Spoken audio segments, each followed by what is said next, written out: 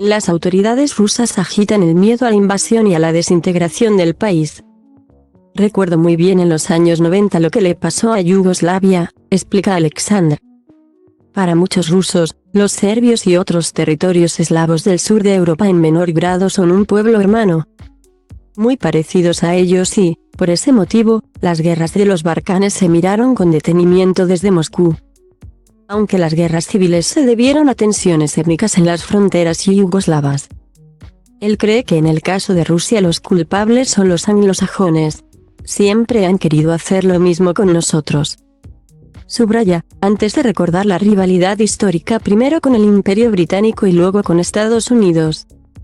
El propio presidente ruso, Vladimir Putin, acudió recientemente a este argumento al asegurar que Occidente solo aceptaría a Rusia dividida. En concreto, aseguró que el objetivo de Estados Unidos y Europa es liquidar el país.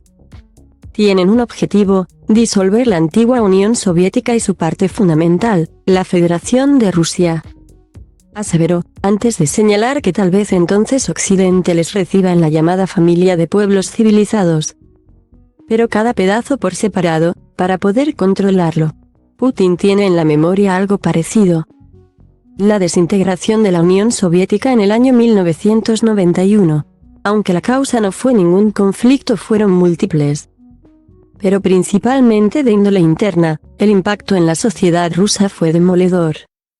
El líder ruso apuntó hace años que fue la mayor catástrofe geopolítica del siglo XX. Este tipo de afirmaciones se han convertido en recurrentes desde que empezó la ofensiva rusa en Ucrania, donde según Moscú lo que está en juego es la misma existencia del país. Este discurso ha calado entre la población. Como es el caso de Natalia. Si Rusia pierde, dejaremos de existir como Estado. Sostiene. En Internet algunas voces pro-Kiev piden que cuando llegue la paz se descolonice Rusia, reclamando no solo su desarme, sino también que se divida en diferentes países. Algo que actualmente no cuenta con un apoyo significativo en ninguna parte de Rusia y que ha tenido eco en perfiles de redes sociales prorrusos para alimentar ese miedo. Sin embargo, las autoridades occidentales más destacadas no han manifestado abiertamente apoyo a ninguna opción de esta índole. Rusia es un país muy plano geográficamente, algo que los ejércitos enemigos han aprovechado históricamente para adentrarse cuando han podido. Como fueron los casos de la Alemania nazi, la mancomunidad polaco-lituana se conmemora en el Día Nacional Ruso el levantamiento popular contra las tropas de 1612 o la Francia de Napoleón. Estos ejemplos han sido blandidos por diferentes personalidades afines al Kremlin para agitar el miedo o alimentar el orgullo ruso. El recuerdo más lejano es también el que más asusta a los rusos, el del Imperio Mongol.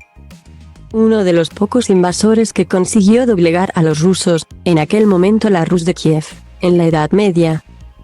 Cuando se produjo esta invasión, las élites gobernantes estaban divididas entre ellas, facilitando la tarea a las hordas mongoles. Eso es algo también recordado por el poder ruso, que cuando se ha visto amenazado ha buscado tener menos voces disidentes, tal y como demuestra la presión a activistas y medios independientes. El eco de estos momentos de conflicto todavía resuena en los rusos, que creen que pueden vivir un déjà vu 1,000 años después. Natalia cree que a día de hoy es posible que Occidente, además de armar a Ucrania para luchar contra las tropas rusas, pueda ir a más y pueda haber un ataque en territorio ruso.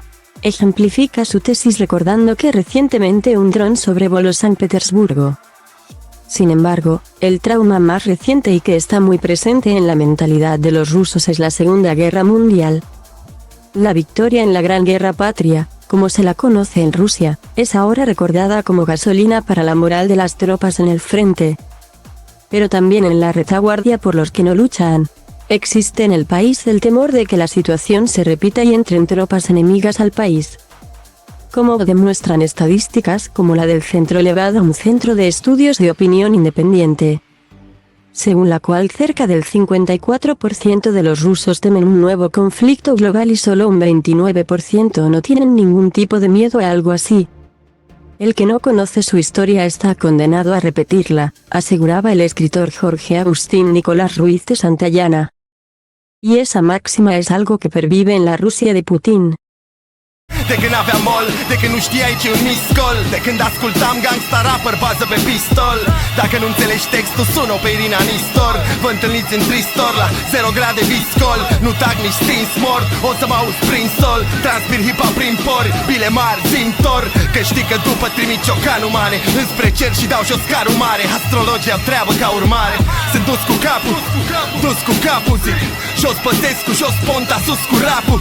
Ambiție, tradiție, asta m-a dus cu rapul. De când mai tot ziceau că muzica a pus cu rapul. Și pentru el e de bun simț să ridic ștacheta. Liric vorbind să ajungă la ea doar NASA cu racheta.